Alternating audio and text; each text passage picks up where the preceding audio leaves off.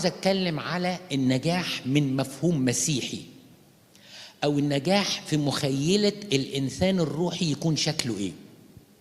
هتقول يا ابونا هو كل حاجة لازم نفلسفها، النجاح من وجهة نظر مسيحية والنجاح من نظرة العالم هو لا، الحقيقة الانسان الروحاني اللي بيحب ربنا حتى نجاحه له مواصفات، وبيفرق عن نجاح كتير ناس تانية، لدرجة انه ممكن يرفض طرق تؤدي الى نجاح لانها لا تتفق مع صوت الله اللي جواه. فهنتكلم النهاردة على موضوع اسمه النجاح من مفهوم مسيحي. هتكلم على 3 نقط بس النهاردة، كل نقطة كده ب7 دقايق مش اكتر. اكتر حاجة بتشغلنا كناس ولاد ربنا لو احنا فعلا عايشين في مخافته ومحبته، ان هذا النجاح يكون مصدره الله. نجاح مصدره الله؟ ازاي؟ زي ما الايات الجايه دي بتقول: وكان الرب مع موسى فكان مع يوسف فكان رجلا. يعني النجاح هنا الكتاب وصفه ازاي؟ ان عباره ان ربنا ماسك ايد يوسف وبينجحه.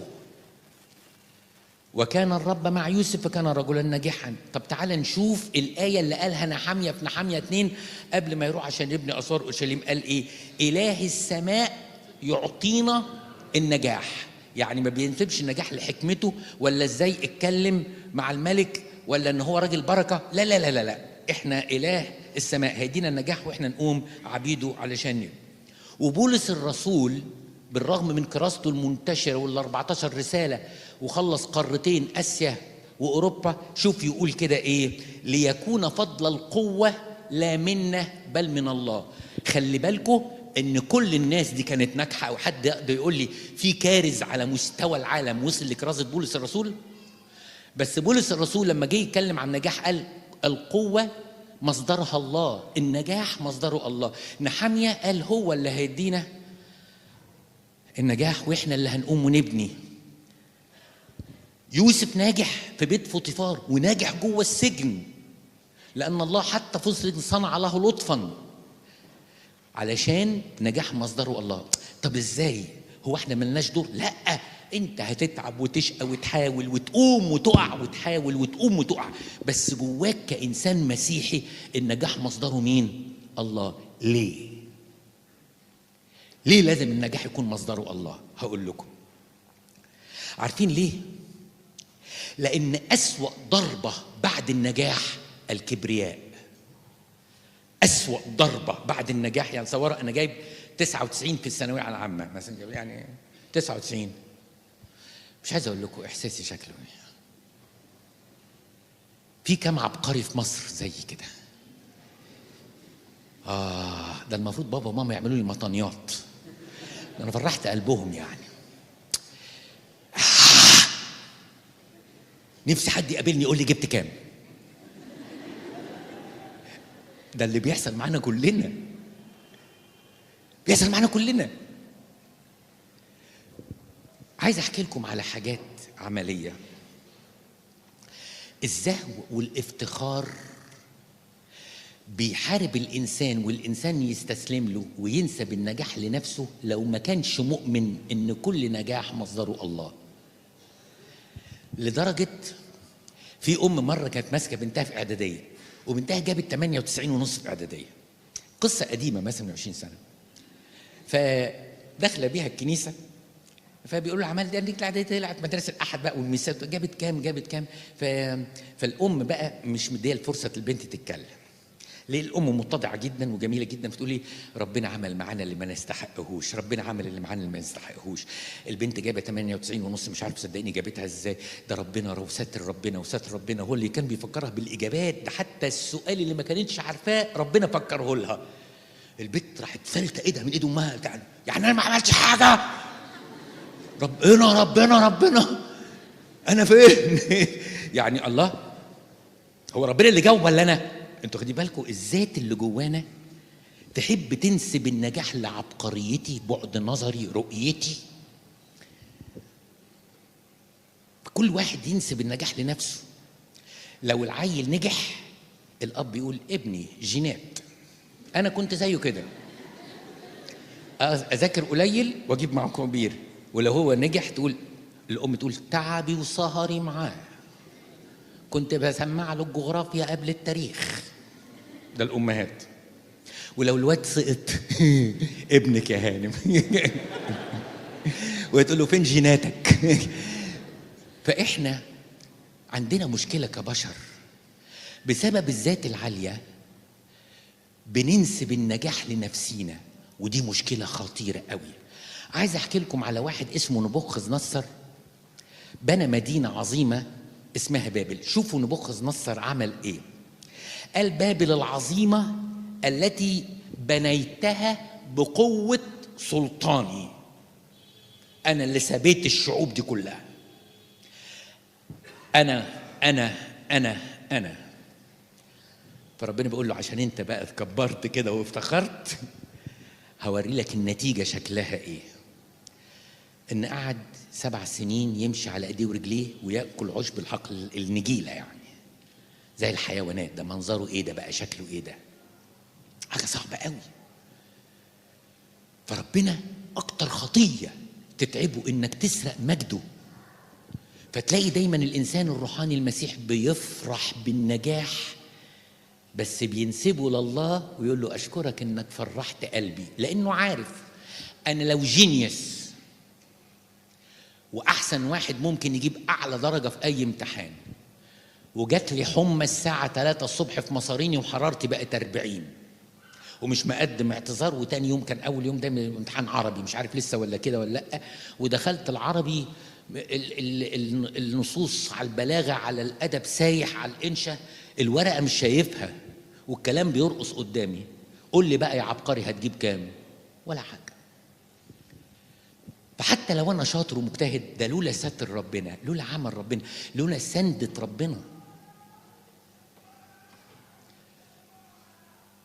زي ما حكيت لكم على نبوخذ نصر، عايز احكي لكم على شخصيات معاصره الحقيقه يمكن انتوا بعضكم ما تعرفوش عنها. واحد اسمه الله يرحمه الدكتور ثروت باسيلي. ده دكتور ثروت باسيلي ده كان عامل شركه ادويه كبيره قوي اسمها امون، وكان اول واحد يقتحم مجال الادويه وياخد تراخيص ويصنع ادويه اجنبيه في مصر هنا. فالراجل ده كان في منتهى الاتضاع. ده لما جه يبيع بقى الشركه بتاعته، مش عارف باعها ب9 مليار ولا ما اعرفش انا، كانت يعني حاجات ارقام بقى ما حدش يعرفها يعني عمل اللي ما حدش عمله بصراحه قبل. عمرك ما تقعد معاه وتحس ان عنده احساس بالزهو او كبرياء او بابل عملتها بقدرتي. كان كل ما يتكلم على ستر ربنا، وازاي جت عليه ايام كان عليه شيكات على المصانع لازم تتسدد للبنوك وما كانش معاه، وكان صاحبه الانبا انطونيوس، فياخد العربيه لدير الانبا انطونيوس يقعد 2 3 او يوم، يرجع يلاقي الفلوس راحت جت ازاي ما يعرفش.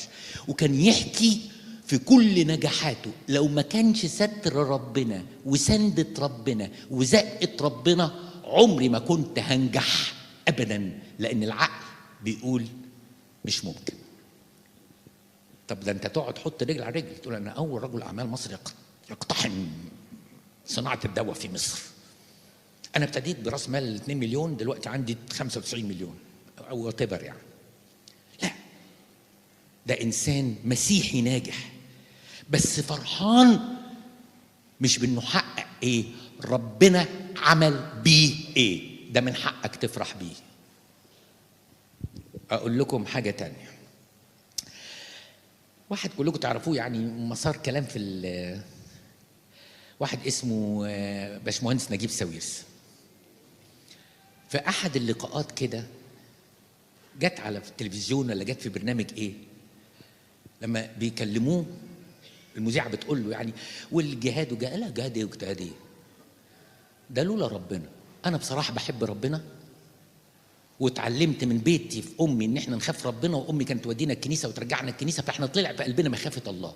فبقدر الامكان حاول ارضيه وما بحاولش اعمل شر، بس كل اللي انا فيه ده رضا ربنا وتوفيق ربنا.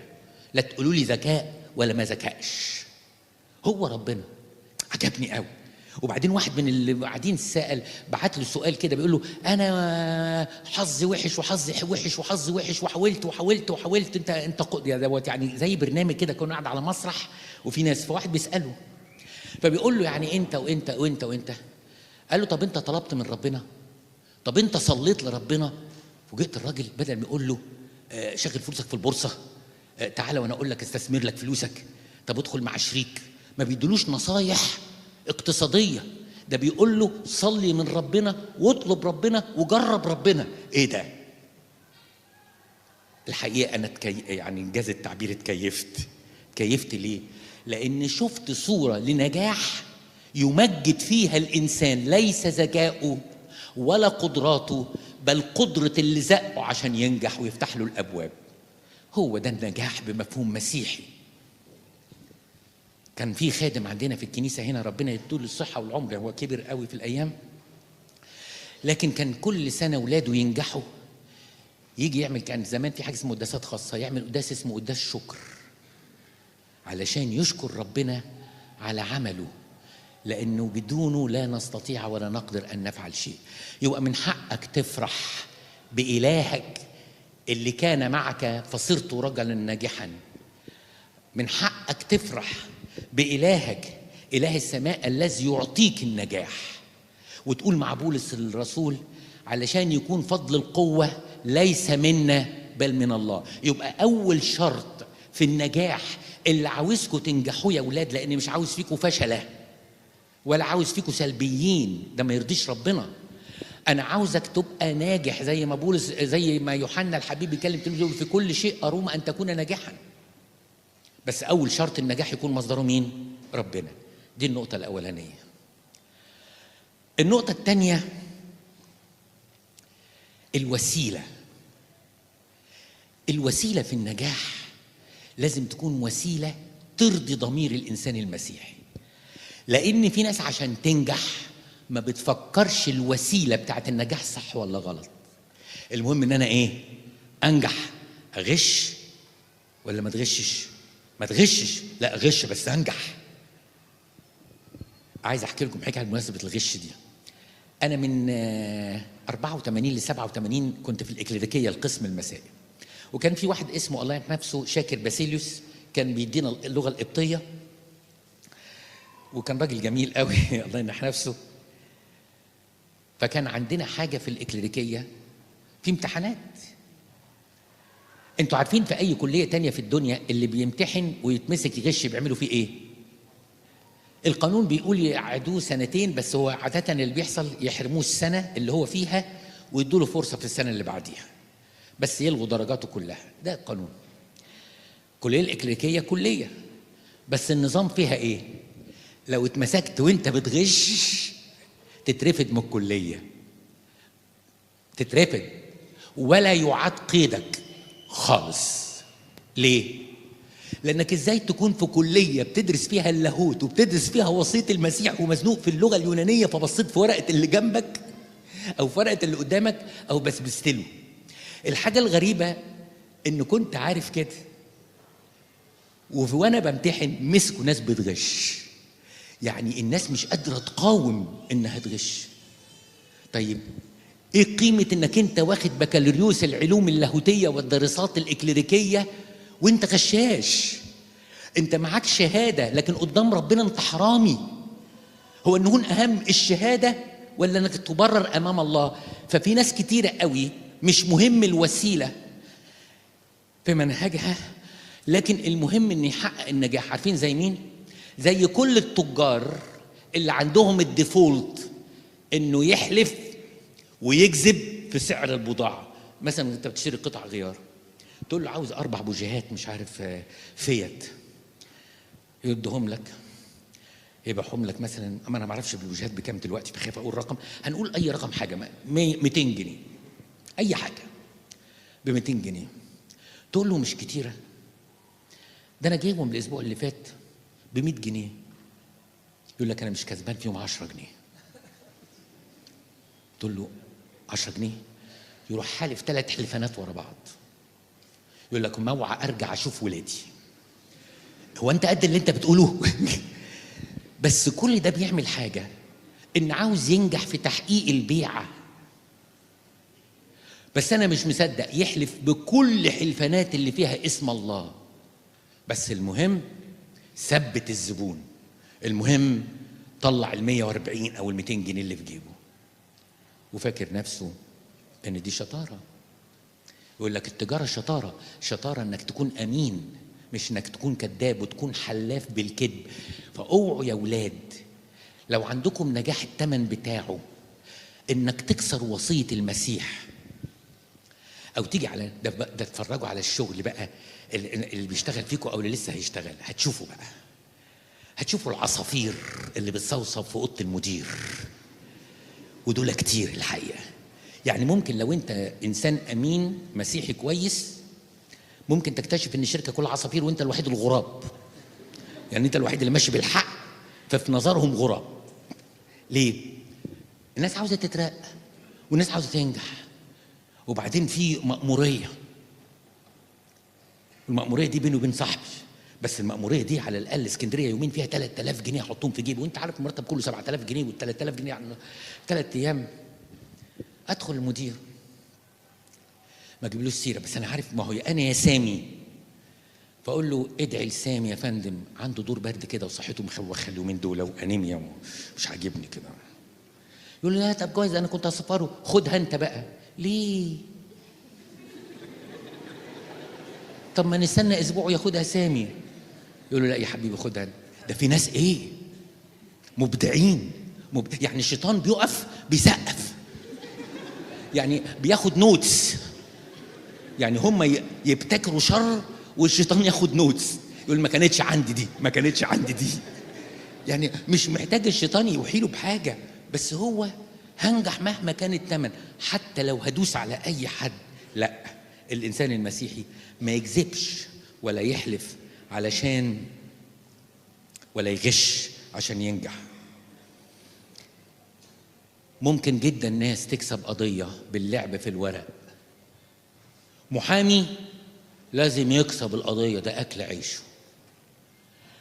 ده أنا أقول لكم حاجات بتحصل في العالم عشان تبقوا عارفين اللي بيحصل، الشر اللي في العالم شكله إيه. فالمحامي يقترح إن حد يغير عنوان بطاقة، يعني يخلي الست تغير عنوان بطاقة في حتة تانية، ويخلي المحضر يروح في الحتة اللي فيها بتاعه. المحضر مش هيلاقي مين، مرة 2 3 يبقى الراجل اللي ما جاش هو اللي ايه، وتلاقي نفسك اخدت حكم ماشي في إشارة، يقول لك الرخص يا باشا، يراجع على الكمبيوتر يقول لك انزل اتفضل. ليه؟ انت معانا سنتين في سجن ابو زعبل. سنتين ليه؟ يقول انت عليك حكم. ليه؟ لان في محامي ما عندوش ضمير، كان عاوز ينجح ويكسب القضيه حتى لو بالكذب، ولما تقول له ان ده غلط يقول لك لا ده شغلنا، هو ده صح ان واحد يتظلم، هو ده صح ان واحد يجيب شهود زور علشان يكسب من اخوه 2 قيراط ولا 3 قراريط، عشان القيراط بقى قيراط مباني والقيراط هيتباع له ب500,000. ويرجع لمراته يقول لها، عارفين زي مين؟ زي إيزابل مرات أخاب، نجحت وخدت الحقل بتاع نبوت اليزرعيلي بالزور، بس نجحت. بس ازاي؟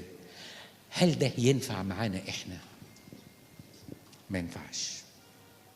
راجع ضميرك يا ابني، لأنه ماذا ينتفع الإنسان لو ربح العالم كله وخسر نفسه؟ هتكسب الأرض، هتاخد فيها متر تدفن، لكن هتقف قدام ربنا تقول له إيه؟ ولا حاجة.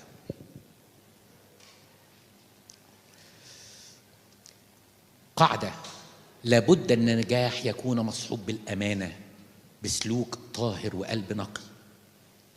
احنا قلنا حاجتين، الحاجة الأولانية نجاح مصدره الله، 2 الوسيلة ترضي الله ولا تخالف وصيته. ده تحدي صعب لأن ما حدش هيعمل كده. واوعى تقول العالم كله بقى في الشر، طب أنا أعمل إيه؟ هقول لك حتى لو كنت لوحدك، أثناسيوس قال وأنا ضد العالم، بس أنت اللي هتخش السماء، ومش بالضروري إن كل الناس هتخش السماء. هو قال كده قليلون يخلصون لأن ما بيغشوش، ما بيكذبوش، مش بينجحوا زور وغلط بالغش.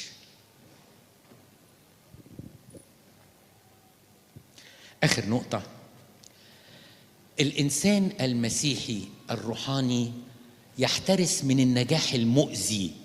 النجاح الإيه؟ المؤذي. يعني إيه النجاح المؤذي؟ في آية قالها يشوع ابن صراخ، ودي من أسفار الحكمة. هقرأ لكم الآية وانتوا هتفهموا. يشوع ابن صراخ في الإصحاح 20 بيقول حتة آية عاوزكم تركزوا فيها. بيقول إيه؟ رب نجاح يكون لأذى صاحبه. إيه؟ رب نجاح يعني لعل هناك نجاح ممكن يكون لأذى مين؟ صاحبه، مش لمنفعة صاحبه. هو في نجاح ممكن يكون لأذى صاحبه؟ فلازم أخلي بالي من سؤال، نجاحي على حساب إيه أو على حساب مين؟ لأن ممكن وأنا بنجح من غير ما أحس أنا بأذي نفسي. فاسمع كويس الأمثلة اللي هقولها لك من الحياة. على سبيل المثال، أعرف إنسان اشتغل في أحد الشركات الأمريكية وهو عنده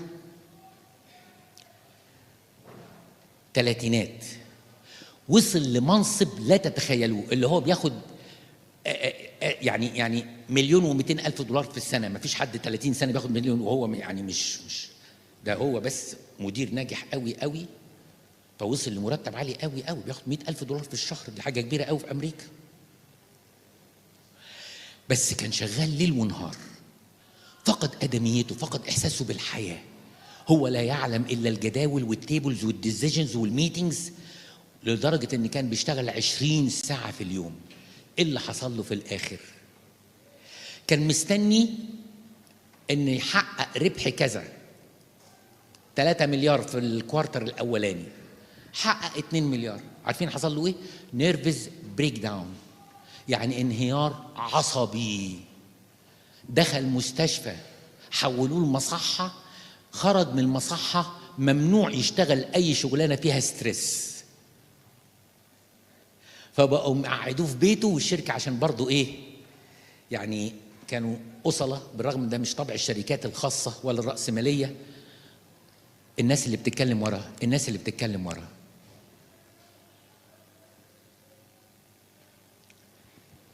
ادوله $5,000 وهو في بيته. دي مش حد، ما بيحصلش، بس يعني عملوا كده. يبقى هنا النجاح كان على حساب ايه؟ صحتي، وعلى حساب ان انا ضعت خالص، مش نافع في حاجه تاني. علشان كده احذروا من حاجه اسمها النجاح الاعرج. عارفين يعني ايه حاجه الاعرج؟ يعني ايه نجاح اعرج؟ يعني حاجه على حساب حاجه، يعني نجاح برجل واحده. انا نجحت بس في الوقت نفسه خسرت الرجل التانيه. اديكم امثله.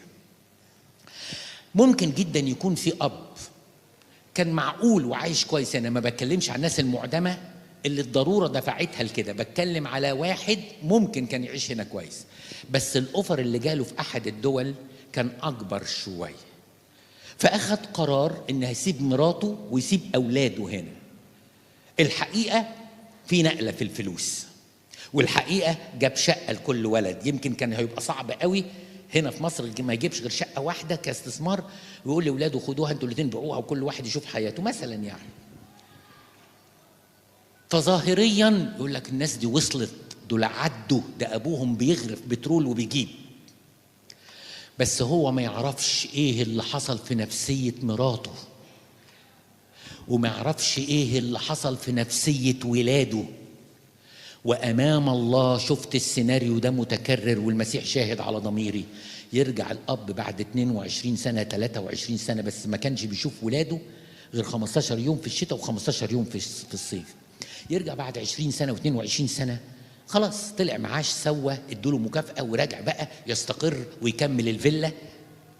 أوكي، ولاده يقولوا له في وشه ما تشوف لك بلد تاني، انت افتكرت تعمل علينا اب؟ انت جاي تحاسبنا هنخش البيت الساعه كام؟ ما احنا عايشين في المرمغه بقالنا 20 سنه، بقى بعد ما شاب يودوك كتاب هتحاسبنا دلوقتي؟ لا لا لا لا لا لا لا، شوف لك بلد تاني. افتكرت انك بابا؟ خسارة فادحة. أمثلة من الحياة، فيري ديفوت، يعني مخلصة جدا لشغلها قوي، وبتنجح وبتشبط في شغلانة بشغلانة بشغلانة بشغلانة. لما بناتها كبروا كان عندهم دادة بقى اسمها صباح، دادة اسمها من نيجيريا أي حاجة ولا من أوغندا أي حاجة. هي دي أمنا مش ماما. انت كنتي ATM ماشين، لكن احنا ما شفناكيش.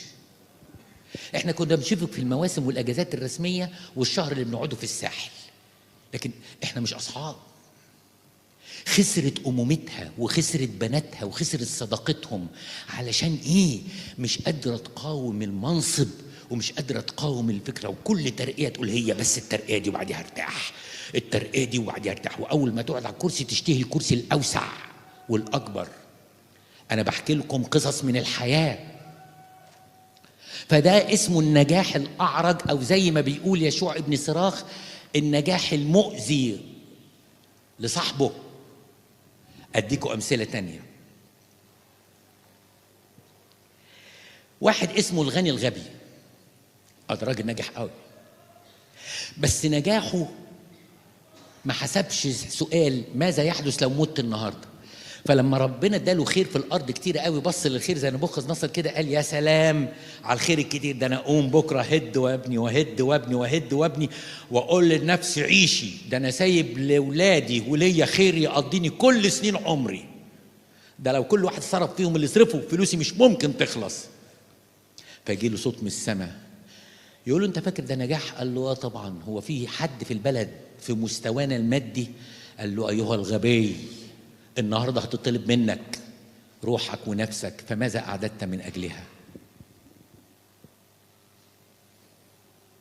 غباء، فاكر نفسه ناجح، بس الثمن ان هو راح.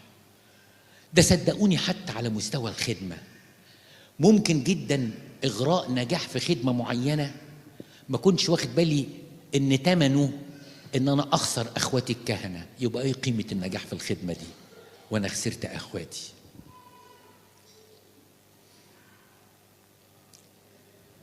الصحه، الامومه تتعوض ازاي؟ ايه قيمه انك ان عندك فلوس الدنيا كلها ومفيش دواء يشفيك؟ علشان كده يا ولاد عاوزينكم تبقوا ناجحين في كل شيء، أروم أن تكون ناجحا، بس اوعوا تنسوا ال3 مبادئ اللي اتكلمنا عنهم. تفرح بالنجاح لأن مصدره الله مش أنت. 2، لازم الوسيلة تكون وسيلة تبع وصية الله مش العالم وفساده. 3، لازم النجاح ما يكونش نجاح مؤذي، لأن كل حاجة ليها ثمن، وقدام إغراء النجاح محدش بيبص على الثمن اللي ممكن يكلفه حياته كلها. خلي بالكم يا ولاد، ربنا يديني ويديكم. لإلهنا كل مجد وكرامة الآن والأبد، آمين.